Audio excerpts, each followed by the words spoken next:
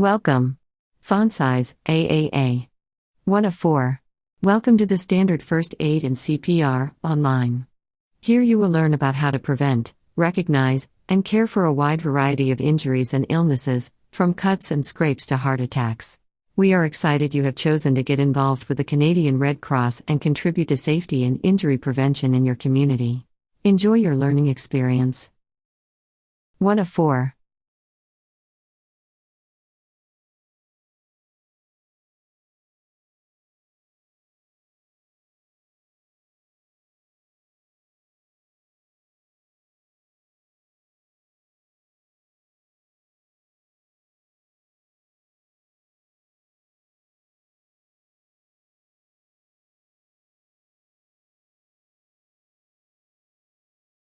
Navigation Part 1. Each module in this online component has activities that allow you to check your understanding of the concepts you're learning. At the end of each module, there is a short knowledge evaluation in the form of multiple choice questions. Modules 1 to 3 contain skills and knowledge that create the foundation for the rest of the course. You must complete these modules first because the other modules build on their content. If you successfully complete the knowledge evaluation, you will be able to move on to another module. If you are unsuccessful, you will be asked to review the module and try again. There is no limit to the number of times you can retake a knowledge evaluation. Once you have successfully completed it, you will be able to review the module's content at any time, but you will not see that specific module's knowledge evaluation again. The navigation sidebar on the left-hand side of your screen will show you the module and page you are currently on. Use the sidebar to review individual pages at any time. When you click Next on the page tracker at the top or bottom of the screen, the page number will change to indicate your current page in the module. If you must exit a module before you complete it, you will automatically return to the page where you last left off.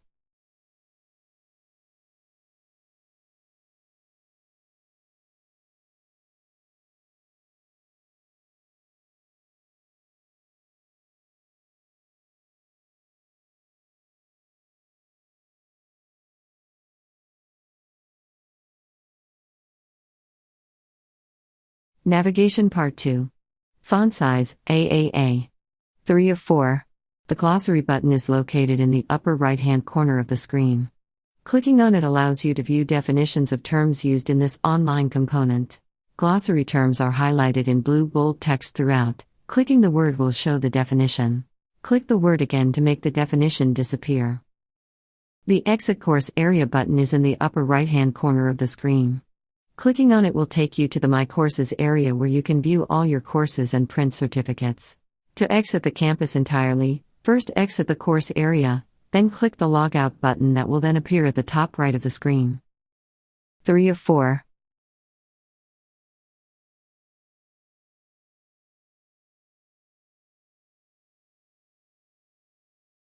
Course Outline. The Standard First Aid and CPR course has both an online component and a classroom component. The online component, which you're currently doing, will focus on building your knowledge. It includes injury prevention strategies, important background knowledge, and descriptions of how to recognize and care for a variety of injuries and illnesses. You will also read about particular first aid skills and watch videos demonstrating how these skills are performed. Once you complete this online component, you will be ready to move on to Part 2, the classroom component. The classroom component will focus on developing your skills. Your instructor will know that you have completed this online component, and so won't spend as much time on the background information that is covered here. Make sure you take the time you need to feel comfortable with what you're learning. This online component covers care for adults, children, and babies. When you complete the classroom component, your skills and knowledge evaluation will focus on only the topic for which you are being certified. You must successfully complete both the online and the classroom components to be certified in Standard First Aid and CPR.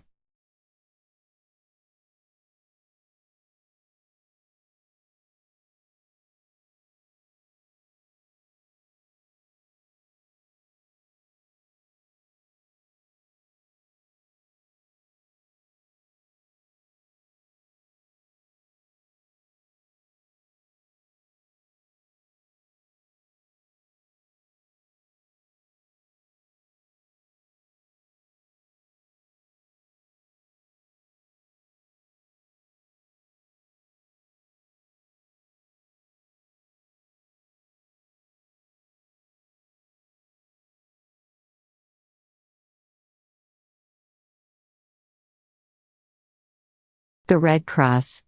Font size AAA. 1 of 8. The history of the Red Cross and the role we play today.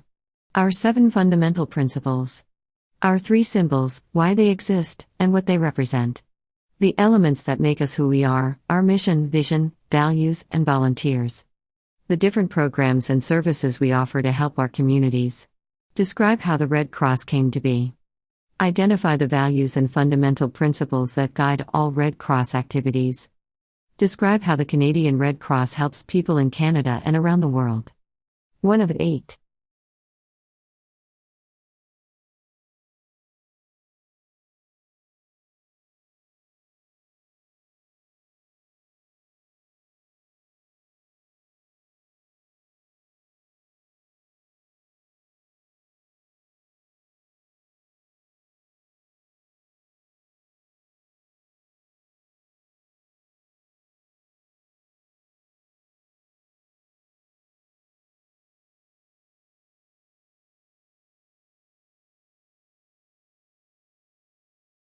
Our history. Font size AAA. 2 of 8. 2 of 8.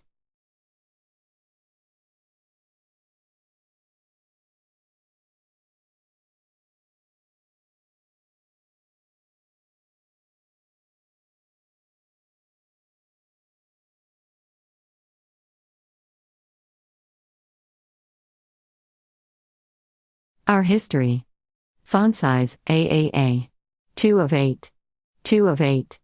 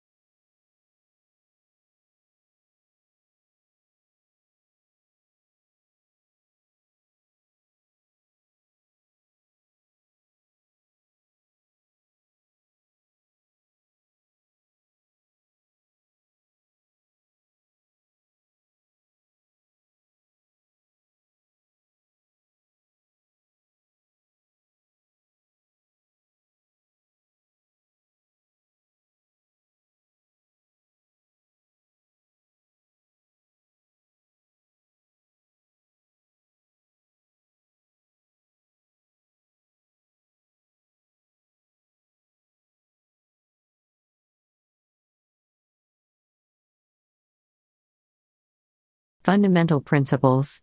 Font size, AAA. 3 of 8. 3 of 8.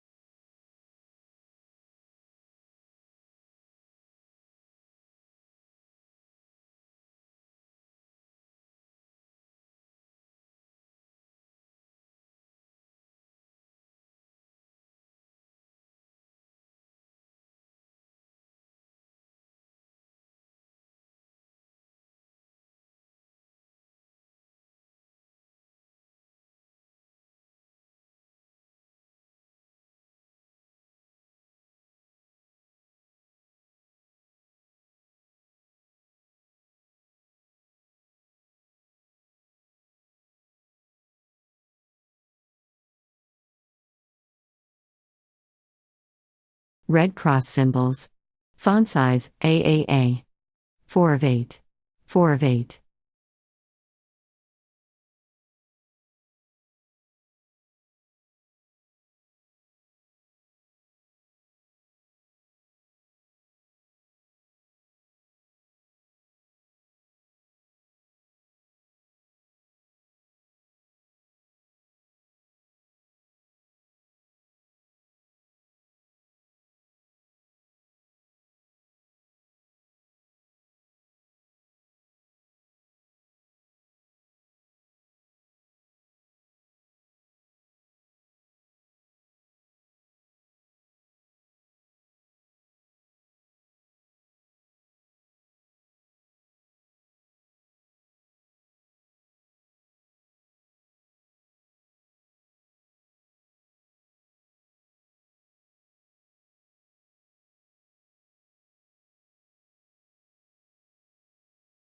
Symbol misuse. Font size, AAA. 5 of 8. The Red Cross, Red Crescent, and Red Crystal symbols are the only protection Red Cross workers have when they bring relief and security to victims of armed conflicts, so it is crucial that these symbols are used appropriately. If you notice any of the 3 symbols being used to identify something that is not connected to the International Red Cross and Red Crescent movement, or the armed forces, you should report it to your local Canadian Red Cross branch. 5 of 8.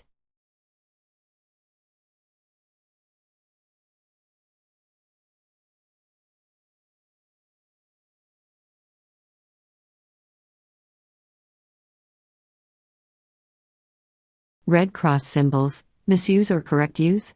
Font size, AAA. 6 of 8. 6 of 8.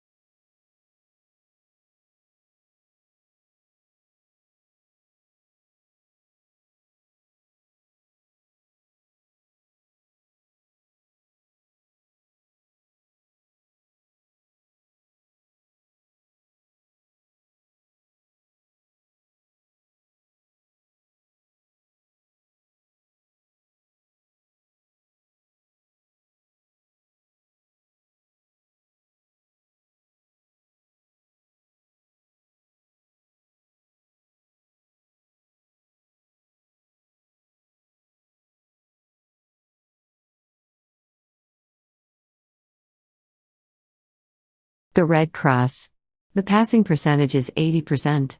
If you are not successful, you will be asked to review and retest. Question 1. Which of the following Canadian Red Cross services helps people live independently by offering nutrition-based programs and health equipment loans?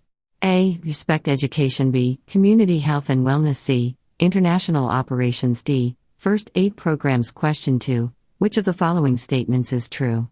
A. The Canadian Red Cross has more than 25,000 volunteers. B. The Canadian Red Cross has more than 25,000 employees. C. The Canadian Red Cross has more than 25,000 branches. D. The Canadian Red Cross has more than 25,000 vehicles. Question 3. Which of the 7 fundamental principles does the module describe as we bow to needs, but not rulers?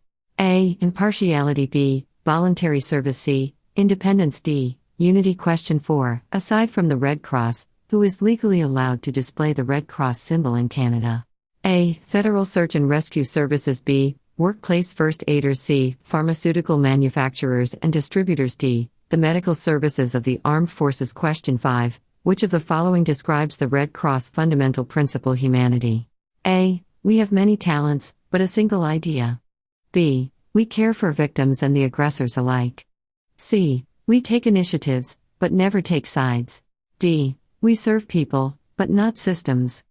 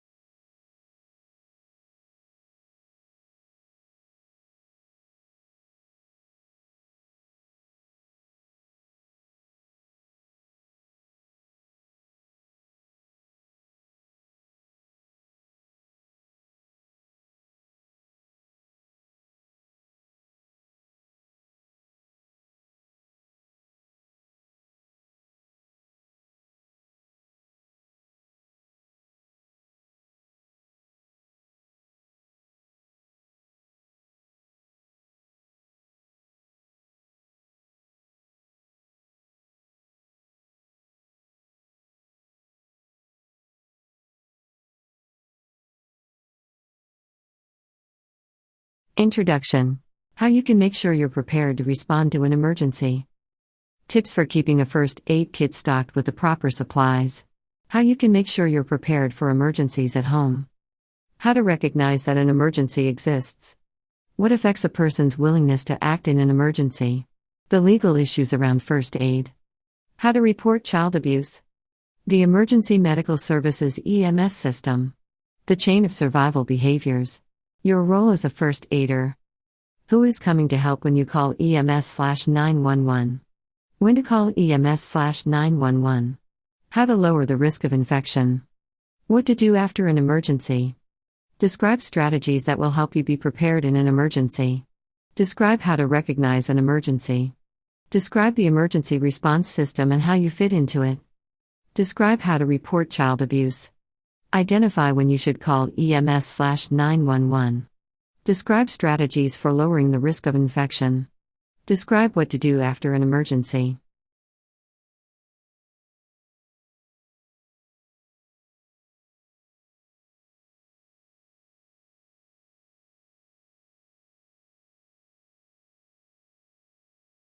Preparing to respond. Font size, AAA. 2 of 18. Make sure you have easy access to items that will help you.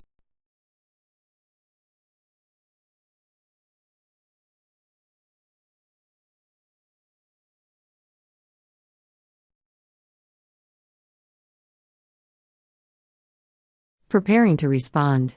Font size, AAA. 2 of 18. Make sure you have easy access to items that will help you respond to an emergency.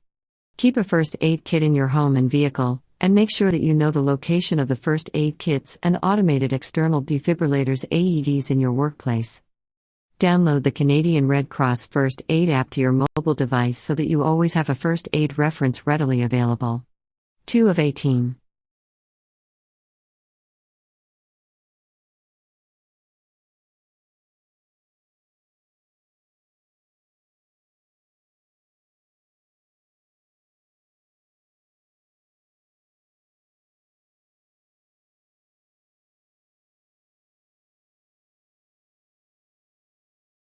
First Aid Kit.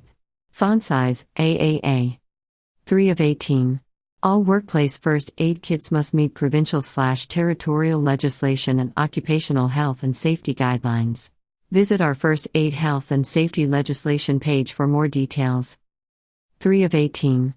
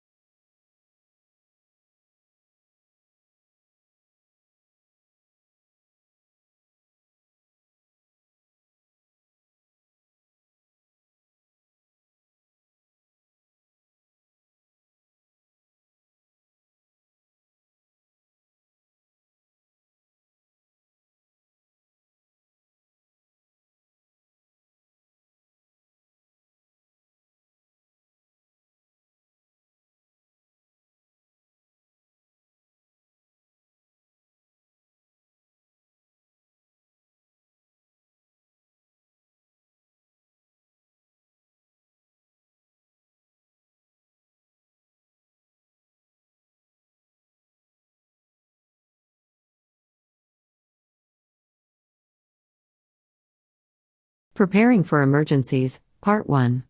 Font size, AAA. 4 of 18. 4 of 18.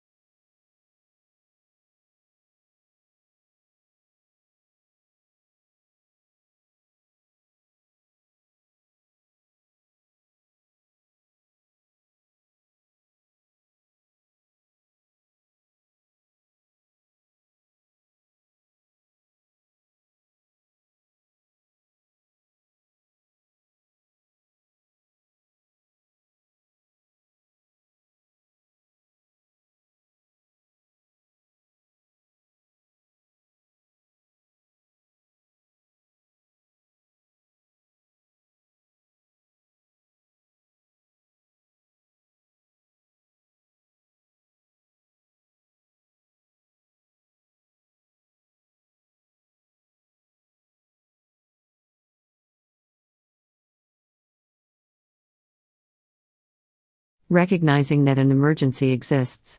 Font size, AAA. 6 of 18. It will sometimes be obvious that an emergency exists. For example, a scream or cry for help, an unpleasant or unusual odor, or the sight of someone bleeding severely or lying motionless on the ground are all clear signs that immediate action is needed. But other times the signs of an emergency may be more subtle, such as a slight change in a person's normal appearance or behavior, or an unusual silence. 6 of 18.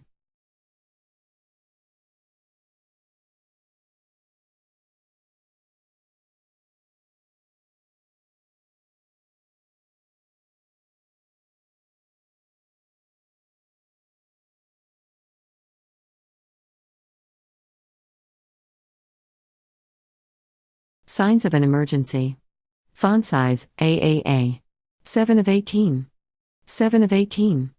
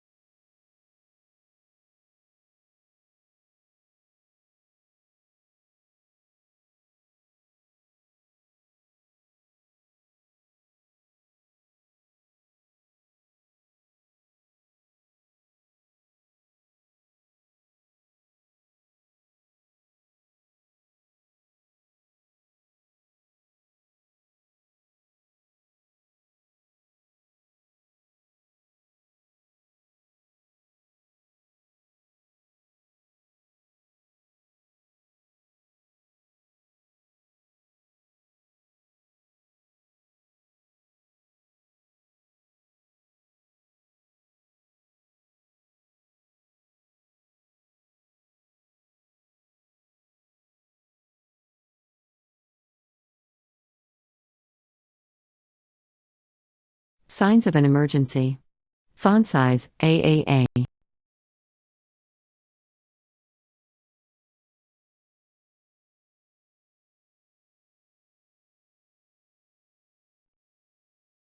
Willingness to act. Font size, AAA. 8 of 18. 8 of 18.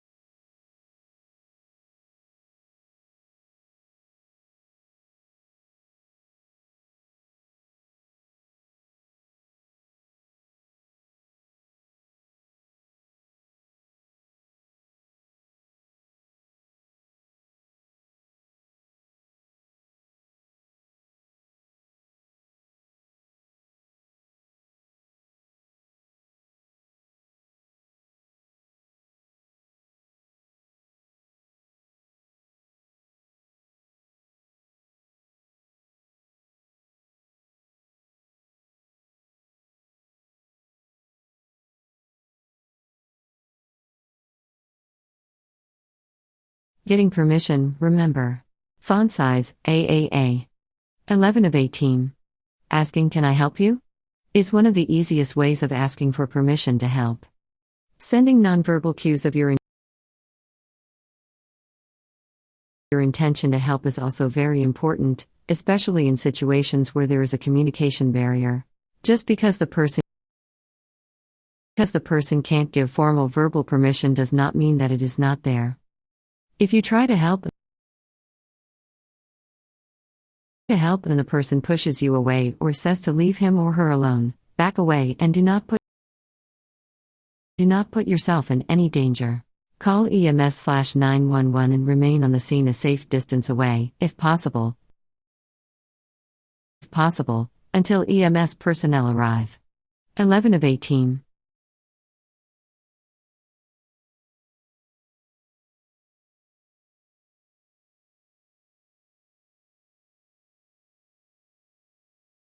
Responding to disclosures of violence and abuse. A young person revealing experiences of abuse past or present can be challenging and upsetting, more so if you are close to the person and/or know the perpetrator. How you respond to the disclosure is critical. Indifference and blame are damaging responses that can have long-lasting consequences for the person.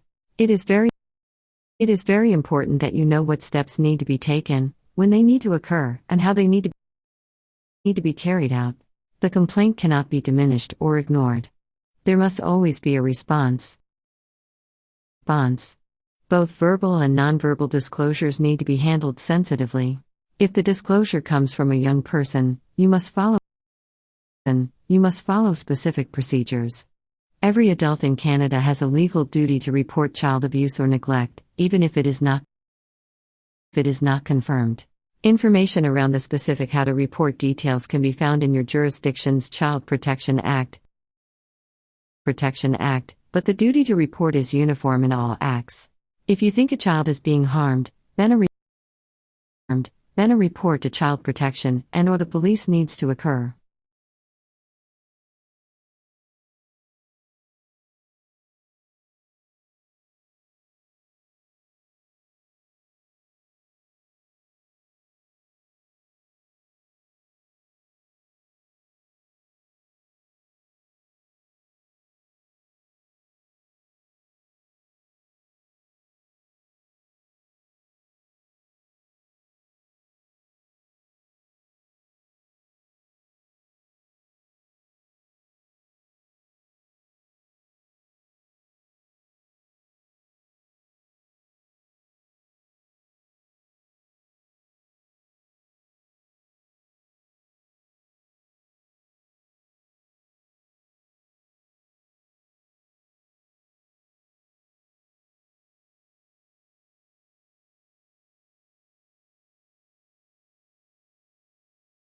Your role as a first aider. Font size, AAA. 14 of 18. Recognize the emergency. Protect yourself. Act according to your skills, knowledge, and comfort level. One of the simplest and most important ways of providing first aid is to call EMS/911. By making this call, you ensure that the ill or injured person will receive care from highly trained medical professionals. 14 of 18.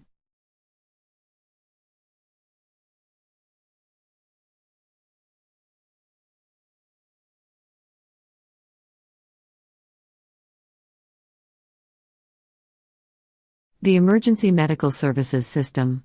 Font size, AAA. 15 of 18.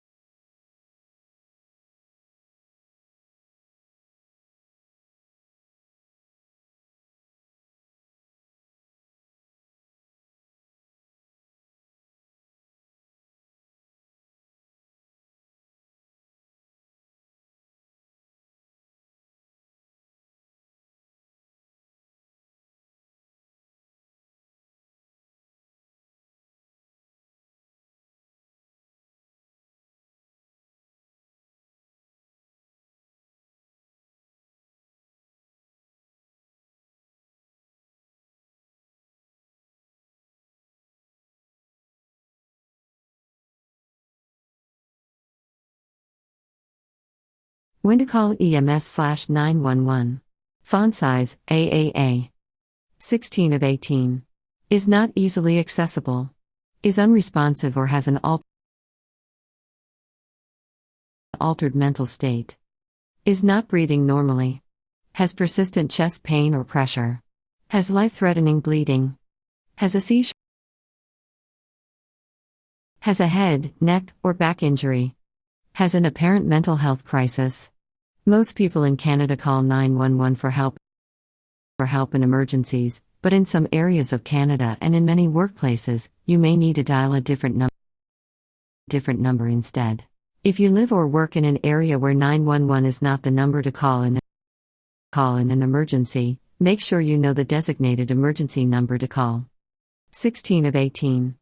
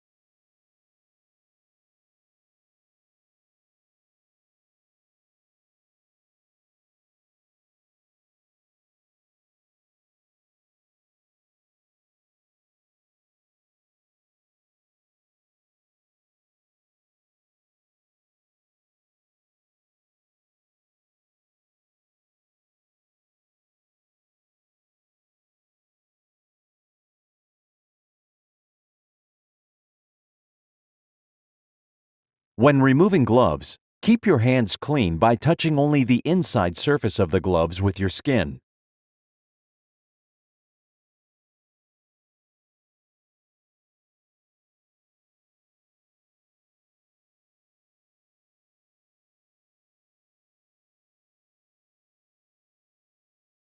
Once the gloves are removed, discard them appropriately and wash your hands.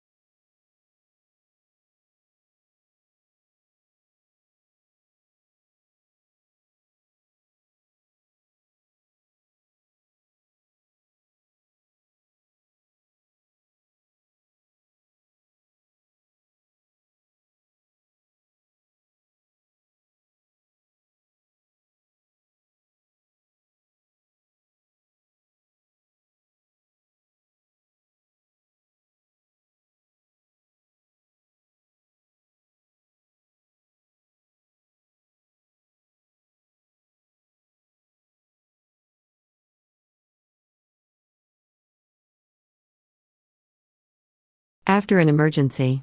Font size, AAA. 18 of 18. Crying fits or uncontrollable.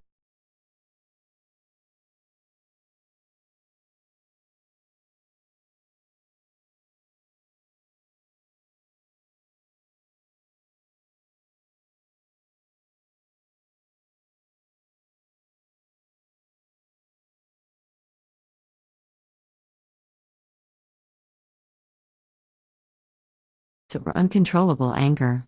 Trouble eating. Trouble sleeping. Loss of engagement with former interests. Unusual or unexplained pain, for example, headaches or stomach aches. Fatigue.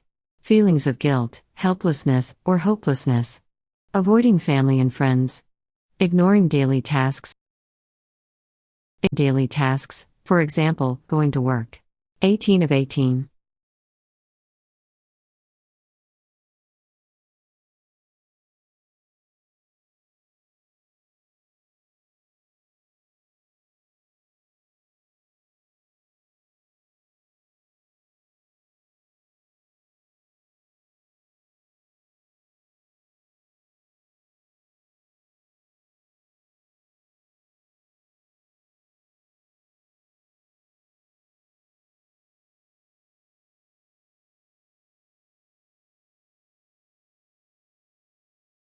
Responding to emergencies.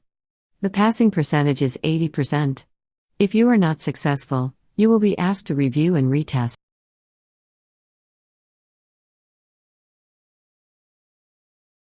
Question 1. Which of the following conditions always requires you to call EMS/911? A. An injury that breaks the skin. B. A broken bone. C. Unresponsiveness. D. Vomiting or diarrhea that lasts more than 48 hours. An injury that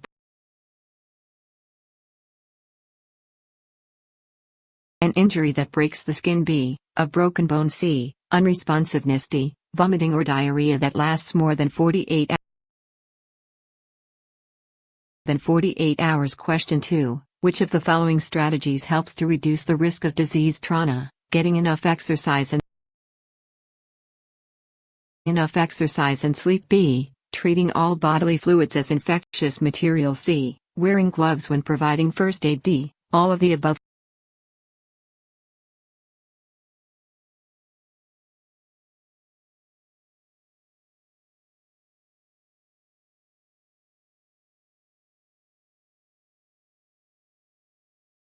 All of the above. Question 3. What does the law assume a reasonable and prudent first aider will do when helping an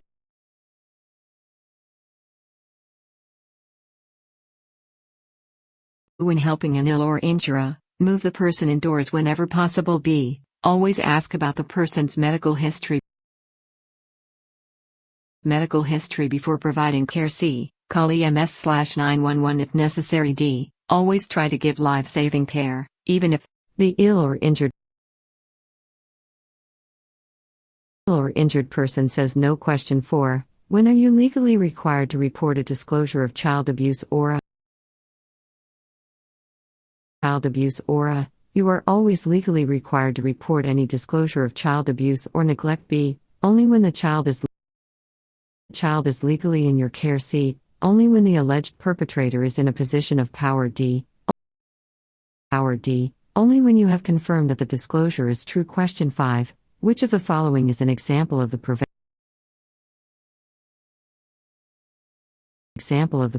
and prepare step in the chain of survival? B. You see that a person is bleeding heavily,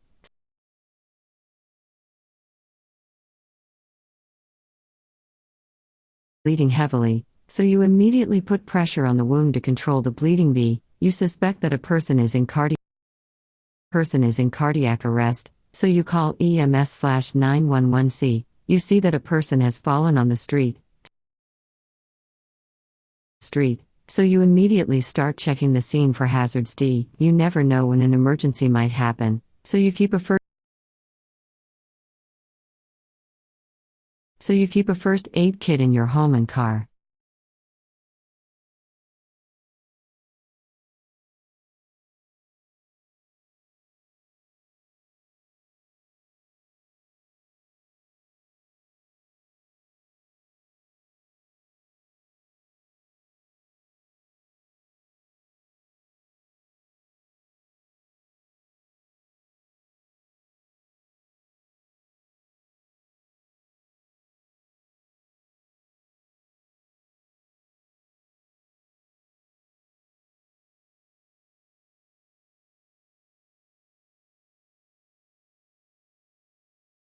Responding to emergencies.